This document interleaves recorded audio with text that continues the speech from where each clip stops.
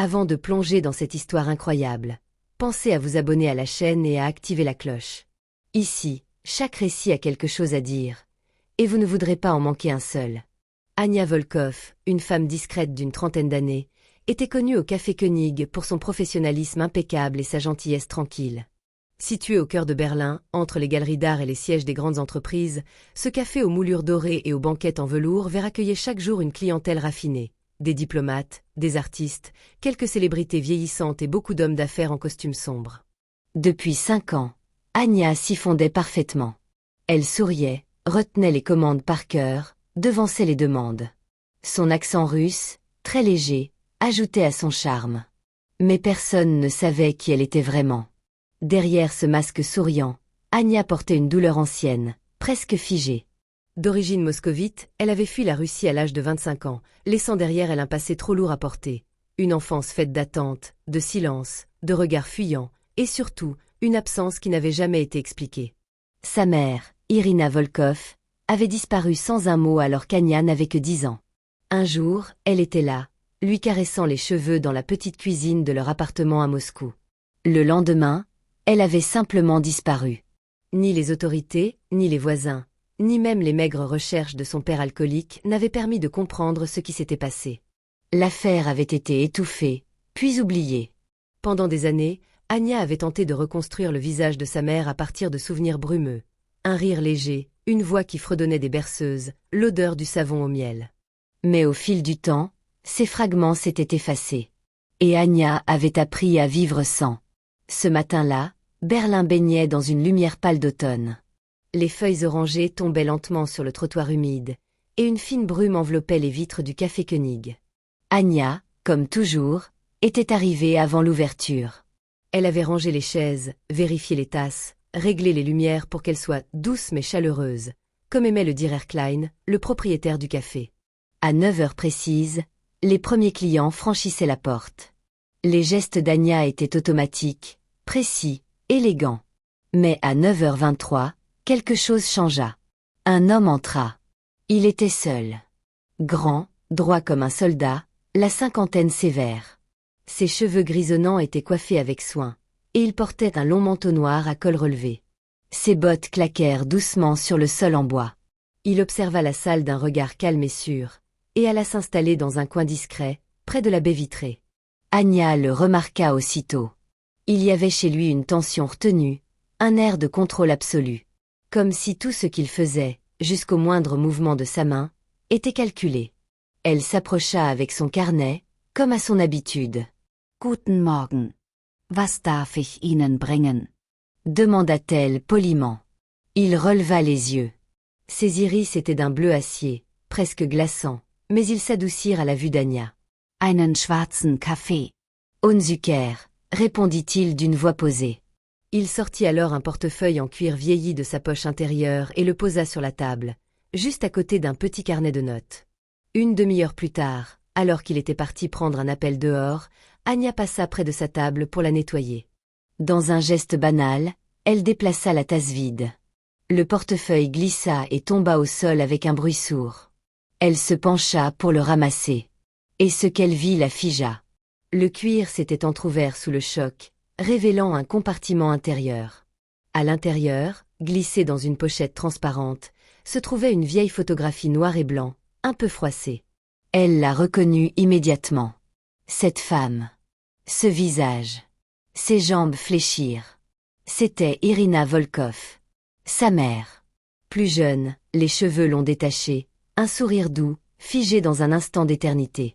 Elle portait un manteau simple, typique des années 80, et était blottie contre un homme. Un homme, qui ressemblait terriblement à celui qui venait de commander un café noir, sans sucre. Le souffle d'Ania se coupa. Ses doigts tremblaient. Elle serra le portefeuille contre sa poitrine, les larmes lui montant aux yeux. Les questions se bousculaient. Pourquoi cet homme avait-il cette photo? Qui était-il pour sa mère? Était-il son amant? Son geôlier? Son sauveur? Ou pire encore, son bourreau? Lorsque Friedrich Weber revint à sa table quelques minutes plus tard, Ania était encore là, le regard vide, figé comme si elle venait de voir un fantôme. La nuit qui suivit la découverte de la photo fut un tourbillon d'angoisse pour Ania. Elle n'avait presque pas dormi. Des images floues, des bribes de souvenirs, et surtout, la silhouette figée de Friedrich avec le visage de sa mère serré contre lui, la hantait.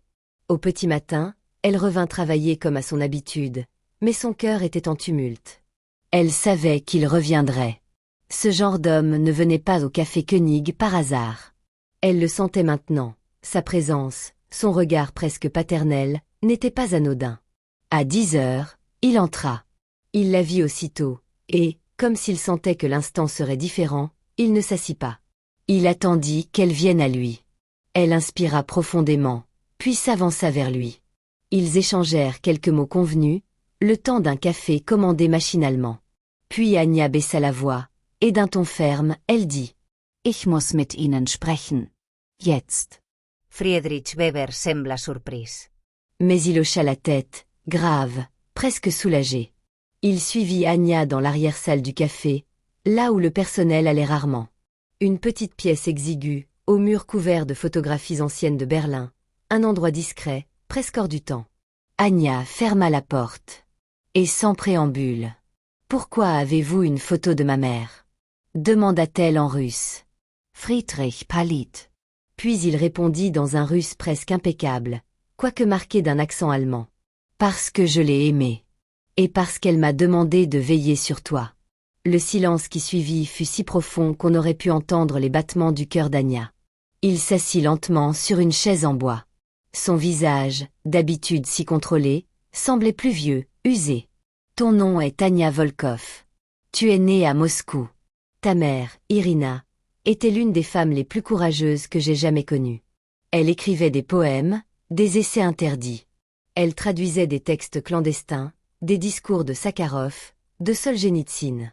Elle faisait partie d'un cercle intellectuel surveillé par le KGB. » Il marqua une pause, regarda Anja droit dans les yeux. « Moi, j'étais jeune avocat à Berlin-Ouest. Mon cabinet défendait des artistes et des dissidents qui avaient réussi à fuir. C'est ainsi que j'ai rencontré Irina. Elle avait réussi à franchir la frontière en 1986, avec de faux papiers.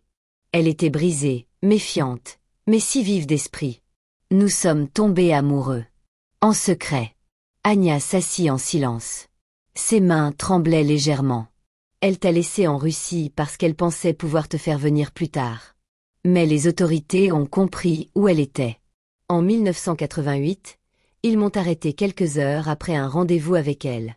J'ai été détenue, interrogée. Quand je suis sortie, elle avait disparu. Elle avait été contrainte de retourner en Russie. On m'a dit que si je cherchais à la revoir, je serais expulsée de mon propre pays. Friedrich sortit alors la photo de son portefeuille. Il la tendit doucement à Anja.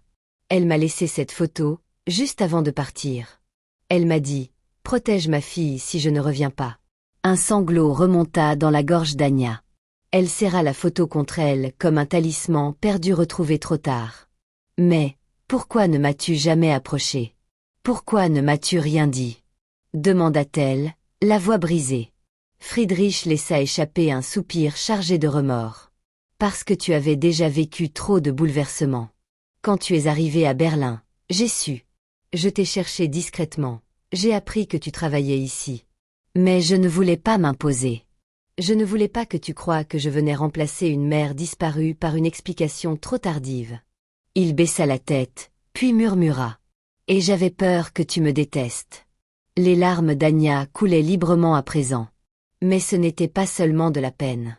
C'était aussi un soulagement immense. Celui de ne plus être abandonnée, de ne plus être l'enfant oublié d'une mère disparue dans l'indifférence. « Tu dis qu'elle est peut-être encore en vie ?» Friedrich hocha la tête. « J'ai reçu, il y a 5 ans, une lettre anonyme. Écrite à la main. Elle parlait d'une femme, retenue dans une datcha de repos dans la région de Vladimir. Surveillée. Pas prisonnière, mais pas libre non plus. Une sorte d'exil intérieur. Rien d'officiel. Tout dans l'ombre. J'ai essayé de retrouver sa trace, mais mes contacts sont limités. » Il sortit de sa poche une copie de cette lettre, jaunie par le temps, et la tendit à Anja. Elle la lut en silence. Les mots étaient simples, presque codés. Mais il y avait une phrase qui la frappa en plein cœur. Elle parle souvent d'Anja. Elle croit qu'elle est en sécurité à l'ouest. Une détermination nouvelle se forma dans le regard d'Anya. Je vais y aller. Je vais retrouver ma mère. Je dois lui dire que je l'aime. Qu'elle ne m'a pas abandonnée pour rien. Friedrich posa une main tremblante sur la sienne. Si tu pars, je viens avec toi. Dès le lendemain de leur échange bouleversant, Anya et Friedrich s'attelèrent à une tâche à la fois ardue et incertaine, retrouver Irina. Ils savaient que le chemin serait semé d'embûches, que le silence du passé ne se briserait pas facilement. Mais pour Anya, il n'était plus question de vivre dans l'ombre du doute. Le premier choc fut administratif. En consultant les registres officiels russes, Friedrich découvrit que le nom d'Anya avait été effacé des bases de données d'état civil. Comme si elle n'avait jamais existé. Comme si elle avait été volontairement rayée de l'histoire. Ce fut un coup dur. Une forme d'effacement symbolique qui résonnait comme un deuxième abandon. Mais très vite, Friedrich comprit ce que cela signifiait réellement. C'est elle, dit-il un soir en refermant un vieux dossier. Ta mère. C'est elle qui a fait cela. Elle t'a fait disparaître du système russe pour te protéger. Pour qu'il ne puisse pas te retrouver, te surveiller, t'utiliser contre elle. Anya resta longtemps silencieuse. Ce geste, qu'elle avait d'abord interprété comme une trahison, se révélait être un acte d'amour désespéré, une tentative ultime de couper le lien aux yeux des autorités, tout en le préservant dans le cœur. S'ensuivirent des mois de recherche, de démarches juridiques, de nuits sans sommeil. Friedrich mobilisa son ancien réseau, des avocats spécialisés dans les droits humains, d'anciens dissidents russes aujourd'hui réfugiés en Allemagne, des archivistes familiers des pratiques secrètes du KGB. Anya rencontra des hommes et des femmes marqués par la clandestinité, des écrivains en exil, des professeurs bannis, des mères séparées de leurs enfants. Chaque témoignage était une leçon de courage et de résilience, et dans chaque visage, elle retrouvait un peu du sien, un peu de sa mère. Elle apprit que dans les années 1990, après la chute de l'Union soviétique, Irina avait été brièvement localisée à Moscou, puis transférée dans une région reculée, sous prétexte de « repos thérapeutique prolongé ». Mais derrière ces mots médicaux se cachait une forme d'assignation à résidence, une surveillance douce mais constante, orchestrée par un État qui, même affaibli, n'oubliait pas ses anciens ennemis. Anya commença à écrire. Des lettres aux ambassades. Des courriels à des ONG. Des messages personnels à des journalistes spécialisés dans les affaires oubliées de la guerre froide. Chaque mot rédigé la rapprochait de sa mère. Chaque silence rencontré nourrissait sa détermination. Et puis, il y eut l'attente. Des semaines passèrent. Le froid de l'hiver tomba sur Berlin. Le café König, orné de guirlandes de Noël, continuait de tourner.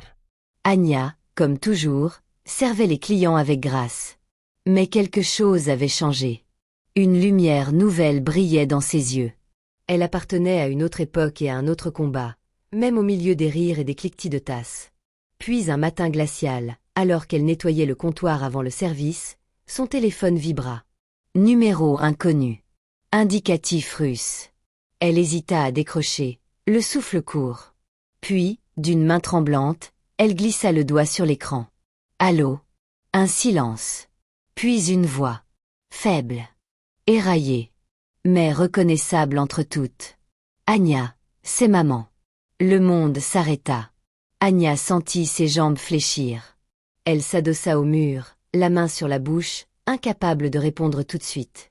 Les larmes jaillirent sans retenue, chaudes, abondantes, et pour la première fois depuis longtemps, ce n'étaient pas des larmes de douleur, mais de reconnaissance, de soulagement, de renaissance. Elle murmura, la voix brisée par l'émotion. « Maman, maman, je t'ai cherché toute ma vie. » De l'autre côté de la ligne, un sanglot. Puis une réponse, douce comme une berceuse oubliée. « Et moi, je t'ai protégée, toute la mienne. »